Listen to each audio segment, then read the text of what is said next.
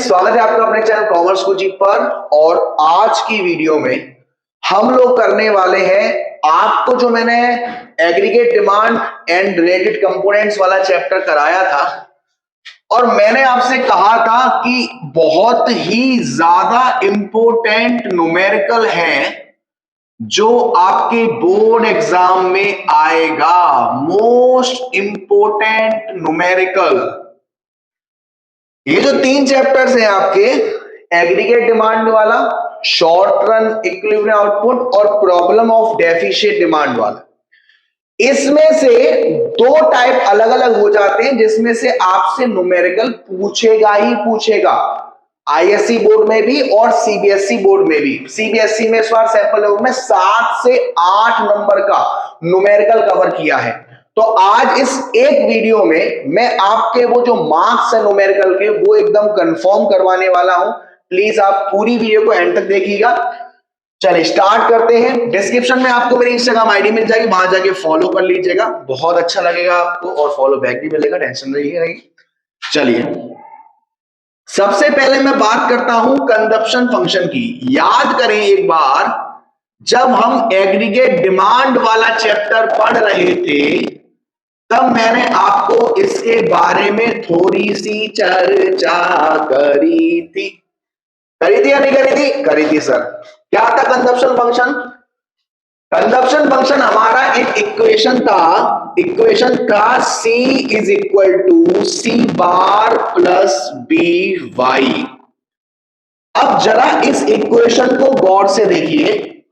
यहां C is equal to C bar का मतलब है autonomous consumption. Sir autonomous consumption क्या होता है? ऑटोनॉमस कंजप्शन का मतलब है इनकम चाहे आपकी 0 हो तब भी कुछ ना कुछ कंजप्शन होगा। उस कंडीशन को हम कहते हैं ऑटोनॉमस कंजप्शन, जिसकी वजह से जो हमारी सेविंग थी वो माइनस में चली गई। प्लस बी, ये बी फॉर बॉल नहीं है और बॉल वो वाली भी बॉल नहीं है जो आप समझ रहे हो, ये बी फॉर एमपीसी है, मार्जिनल प्रोपेंसिटी टू कंज्यूम, और Y is equal to income. जरा एक बार बहुत अच्छे तरीके से इसको देख लीजिए। C is equal to C bar plus B Y. अब ये जो एमपीसी है, मैंने आपको बताया था कि एमपीसी और एमपीएस, अगर हम एमपीसी और एमपीएस को जोड़ देंगे तो कितना टोटल आएगा? 1 आएगा सर। इसका मतलब क्या हुआ कि अगर आपके पास एमपीसी की वैल्यू है तो 1 में से माइनस करके एमपीएस की निकल आएगी, और अगर आपके पास एमपीएस की वैल्यू है तो 1 में से माइनस करके एमपीसी की निकल आएगी। अब इस इक्वेशन को हमें करना क्या होता है? इस इक्वेशन को एक और इक्वेशन होती है y is equal to C plus I. Sir ये इक्वेशन कहां से आई? अरे वाह, लिरिक्स बन गई।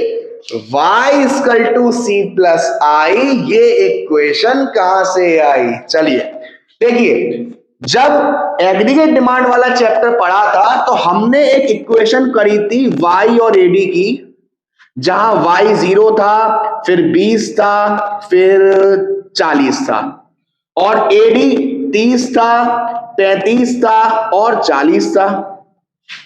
यानी कि एक इक्वेशन पर जाकर y is equal to AD हो रहा था। भाई ऐसी सिचुएशन पॉसिबल है, वो भी प्रैक्टिकली, जहां पे आप जितना पैसा कमाओ उतना ही पूरा का पूरा खर्च कर दो, है कि नहीं? भाई अगर आपकी गर्लफ्रेंड है, मैं समझ सकता हूं, ये आपके लिए नहीं, आप सिंगल हो, मैं समझ सकता हूं, लेकिन अगर आपकी गर्लफ्रेंड है तो वो खर्चा तो करवा देगी सारा का सारा। तो y इक्वल टू AD, और AD के कंपोनेंट्स थे ना, AD equal to C plus I. C for consumption expenditure, वो खर्चा जो कंज्यूमर करता है, और I फॉर इन्वेस्टमेंट एक्सपेंडिचर, वो खर्चा जो प्रोड्यूसर करता है।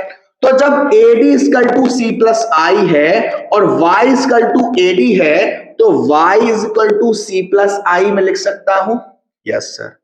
अब ये equation C is equal to C bar plus BY और ये equation Y is equal to C plus I, गौर से देख लीजिए, ये क्वेश्चन इसी में कवर हो गया। हमें करना क्या होता है, सिंपल, ये जो C की वैल्यू है इस वैल्यू को इस C की वैल्यू पे लगा देते हैं और अगर आपका जो इनकम है वो बराबर है consumption expenditure plus investment expenditure के, उस पॉइंट को हम कहते हैं इक्विलिब्रियम पॉइंट। आपसे क्वेश्चन में कहा जाएगा कि प्रूफ करो कि ये एक इक्विलिब्रियम सिचुएशन है, और वो कैसे प्रूव करोगे, when y is equal to C plus I. यानी कि इसको मैं अगर और खोलूं तो y is equal to C, और C का मतलब C बार प्लस BY और प्लस I। फॉर्मूले को बहुत अच्छे से देख लीजिए क्योंकि अब हम न्यूमेरिकल करने वाले हैं, बहुत ज्यादा इंपॉर्टेंट। ये मैंने आपके लिए 4 न्यूमेरिकल्स लिए हैं और उम्मीद है कि आप लोगों को ये चारों न्यूमेरिकल्स अच्छी तरह से दिख रहे होंगे, है ना। ये चारों न्यूमेरिकल्स आपको अच्छी तरह से दिख रहे होंगे। 1 बाय 1 मैं आपको इसको सॉल्व करवाऊंगा और गारंटी है इसी टाइप का आपके बोर्ड में आएगा ताकि आपको कोई दिक्कत ना रहे। सबसे पहला आपसे कह रहा है कि आपको इनकम दे रखी है 5,000 रुपए, MPS दे रखा है 0.2 और I दे रखा है 800। हमें निकालना है C बार। जो बहुत कुछ बच्चे ऐसे होते हैं जो चाहते हैं कि सर हम सॉल्व करें क्या, तो आप लोग भी ट्राई कीजिए, हमें C बार निकालना है। सबसे पहले पहली इक्वेशन मैंने क्या बताई थी sir, C is equal to C bar plus BY। अब C is equal to C bar तो हमें निकालना है, तो हम एज इट इज लिख देंगे। B यानी कि MPC क्या दिया हुआ है, नहीं सर, MPS दिया हुआ है। जब MPS 0.2 है तो MPC कितना होगा, 0.8, क्योंकि MPC plus MPS is equal to 1 होता है और 1 में से 0.2 माइनस करेंगे तो MPC आ जाएगा। और इनकम कितनी है, 5,000। थोड़ा इसको और सॉल्व कर लेते हैं। C bar is equal to 4,000। ये तो आ गई पहली इक्वेशन। अब इस इक्वेशन को y is equal to C plus I में रख दो। y क्या था, y था 5,000, C क्या था, C दे रखा है C बार प्लस 4,000 और I क्या था 800। 4,000 और 800 कितना हो गया, 4,800, और ये प्लस का वहां जाएगा तो C बार कितना आ जाएगा 200। तो हमारा आंसर क्या हो जाएगा, 200 हो जाएगा। सेकंड क्वेश्चन देखते हैं। सेकंड क्वेश्चन आपसे कह रहा है सर इनकम है 10,000 और MPS है, देखिए इनकम है 10,000 और MPS है 0.2 और I है 1,500 और अगेन C बार निकालना है। वीडियो को पॉज करके फटाफट से आप करिए और आंसर बताइए। तब तक देखते हैं कितने बच्चे पहले से निकाल लेंगे। आंसर की बात हो रही है तो पहली इक्वेशन क्या है sir, C is equal to C bar plus BY। C is equal to C bar हमें निकालना है, MPS अगेन नहीं दे रखा तो MPC आ जाएगा 0.8, क्योंकि 0.2 MPS दे रखा है 1 में से माइनस करके, और इनकम आ गई 10,000। इसे और खोल लेते हैं, C बार ये मल्टीप्लाई करके 8,000। इस इक्वेशन को दूसरी इक्वेशन में आपको पुट कर देना है। y is equal to C plus I. y income कितनी दे रखी है 10,000, C कितना आया ये वैल्यू C बार प्लस 8,000 और I कितना है हमारा 1,500। ये 9,500 और ये माइनस होगा तो C बार आ जाएगा हमारा 500। उम्मीद है ये दोनों क्वेश्चन आपको बहुत ही अच्छी तरह से क्लियर हो गए होंगे। क्वेश्चन थर्ड की तरफ चलते हैं। अब यहां कुछ नया है, यहां कुछ नया है। क्या नया है सर? यहां आपको ये नहीं पता कि आपको निकालना क्या है। चलिए मैं ले लेता हूं कि सर आई निकालना है और इसमें भी आई निकालना है। चलिए इस वाले क्वेश्चन में इनकम 4000 है, सी बार 200 है और एमपीएस है 0.5। चलिए मैं जरा सॉल्व करता हूं इसे। तो C is equal to C bar plus B Y. C is equal to C bar कितना है? 200। एमपीसी होता है, एमपीसी नहीं दे रखा। जब एमपीएस 0.5 है तो एमपीसी भी 0.5 ही आ जाएगा और इनकम है 4000। इसको सॉल्व करेंगे 200 प्लस 2000 तो ये सी आ गया 2200। अब दूसरी इक्वेशन, ये पहला आ गया y is equal to C plus I. Income थी हमारी 4000 और c आया है हमारा 2200। i हमें निकालना है, ये वहां जाएगा तो i आ जाएगा आपका 1800। प्रूफ करने के लिए 2200 और 1800 4000, यानी कि आंसर आपका बिल्कुल सही है। उम्मीद है आपको ये क्वेश्चन क्लियर हुआ होगा। एक और क्वेश्चन देखते हैं इसका फोर्थ। इस क्वेश्चन में हमें क्या करना है देखेंगे जरा बड़े ही बेहतरीन तरीके से। आपको क्वेश्चन में एमपीसी दे रखा है, सी बार दे रखा है, इनकम दे रखा है, आई निकालना है। सबसे पहले पहली equation C is equal to C bar plus B Y. ठीक, उसके बाद C is equal to C bar कितना दे रखा है? 200। बी एमपीसी ऊपर वाले की दुआ से एमपीसी इसमें दे रखा है 0.9 और इनकम है हमारी 10,000। जितने भी बच्चे टीआरजेन की बुक का इस्तेमाल कर रहे हैं उनके बुक में ये क्वेश्चन दे रखे हैं। अब ये 200 प्लस मल्टीप्लाई करेंगे 9000 तो ये आ जाएगा C is equal to 9200, 9200।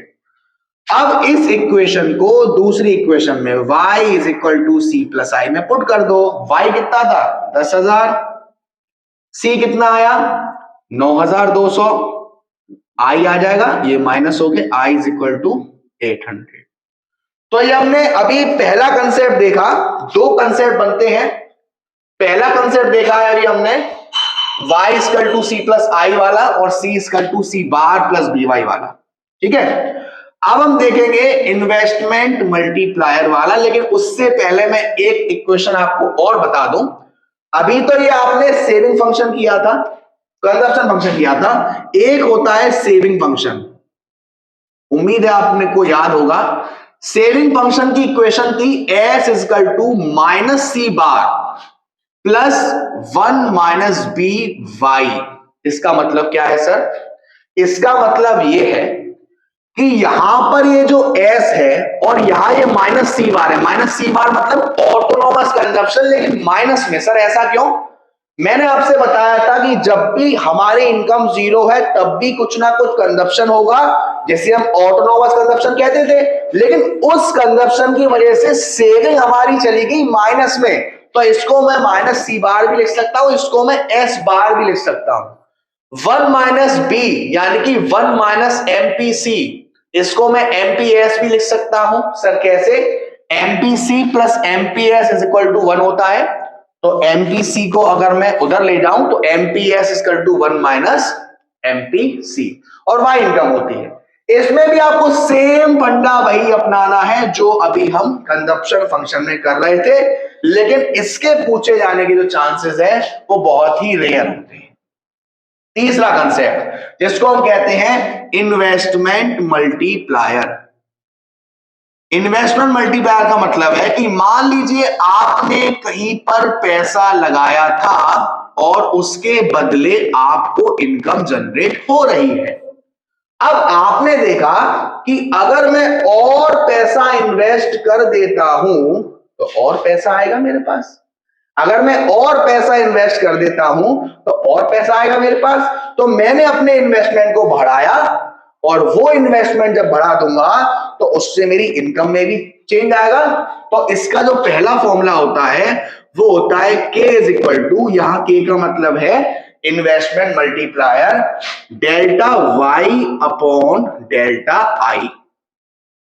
Delta Y यानी कि चेंज इन इनकम या फिर इंक्रीज इन इनकम, कि भाई आपकी इनकम पहले कितनी थी अब कितनी हो गई, बीच का डिफरेंस। और डेल्टा आई यानी कि चेंज इन इन्वेस्टमेंट, पहले आपने इन्वेस्टमेंट कितना कर रखा था और अब आपने इन्वेस्टमेंट कितना बढ़ाया है वो। इसका एक और रिलेशन होता है एमपीसी के साथ, K is equal to 1/1 minus MPC. और 1 माइनस एमपीसी अभी मैंने आपको क्या बताया था, K इज इक्वल टू 1/एमपीएस। अब आप एक बार इसे अच्छे से देख लीजिए, हम इसके न्यूमेरिकल करेंगे।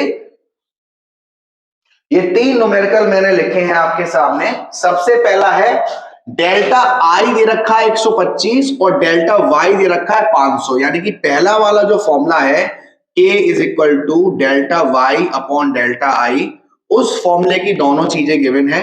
डेल्टा वाई 500 है और डेल्टा आई डेल्टा वाई 500 है और डेल्टा आई 125 है। डिवाइड करेंगे तो 4 आएगा, यानी K कितना आ गया 4। अब आपको निकालना है एमपीसी, तो K का दूसरा formula K is equal to 1/1 minus MPC. अभी के लिए मैं K इज इक्वल टू 1/एमपीएस लिख लेता हूं। K कितना है 4 इज इक्वल टू 1/एमपीएस, क्रॉस मल्टीप्लाई होगा तो ये एमपीएस इधर चला जाएगा और 1/4 यानी कि एमपीएस आ जाएगा 0.25। जब एमपीएस 0.25 आ जाएगा तो एमपीसी कितना आएगा 0.75, 1 में से माइनस करने के बाद। दूसरा देखते हैं, सेकंड आपसे कह रहा है डेल्टा वाई आपको दे रखा है, एमपीसी दे रखा है, डेल्टा आई निकालना है, यानी के दूसरा वाला फॉर्मूला पूरा बन रहा है K is equal to 1 minus MPC. तो K is equal to 1/1 minus MPC 0.75 है, तो K इज इक्वल टू 1/1 में से 0.75 माइनस करेंगे तो 0.25, यानी कि K आ जाएगा 4। अब K 4 आ गया तो K का दूसरा वाला formula K is equal to delta Y upon delta I. K हमारा 4 है, डेल्टा वाई 600 दे रखा है, डेल्टा आई निकालना है, ये क्रॉस मल्टीप्लाई करेंगे, डेल्टा आई इधर 600/4, यानी कि आंसर आ जाएगा 150। ये वाला देखते हैं थर्ड वाला, इसमें भी हमें एमपीसी दे रखा है और डेल्टा आई दे रखा है, डेल्टा वाई नहीं दे रखा है, यानी के का दूसरे वाला फॉर्मूला पूरा बन रहा है। K is equal to 1/1 minus MPC, K is equal to 1/1 minus MPC 0.8 था, K इज इक्वल टू 1/0.2, 1 में से 0.8 माइनस करेंगे और ये आप हटा देंगे और 2 बन जा 5, यानी कि K आ जाएगा 5। अब हमें निकालना है दूसरा वाला formula K is equal to delta Y upon delta I. K कितना है 5, डेल्टा वाई नहीं दे रखा है, डेल्टा आई दे रखा है 1000, दोनों का मल्टीप्लाई करेंगे, डेल्टा वाई आ जाएगा आपका 5000। तो ये न्यूमेरिकल थे मैक्रो इकोनॉमिक्स के एडी वाले चैप्टर के, जो आपके लिए बहुत ज्यादा इंपॉर्टेंट है। एपीसी, एमपीसी, एपीएस, एमपीएस, ये तो मैंने आपको एग्रीगेट डिमांड वाली वीडियो में करा दिया था। फिर भी अभी भी कोई न्यूमेरिकल में आपको दिक्कत हो तो आप कमेंट बॉक्स में पूछ सकते हैं या व्हाट्सएप पर मुझसे पूछ सकते हैं। वीडियो पसंद आई हो तो प्लीज वीडियो को लाइक जरूर करिएगा, शेयर जरूर करिएगा। अब तक चैनल को सब्सक्राइब नहीं किया है तो प्लीज सब्सक्राइब कर देना। Thank you so much.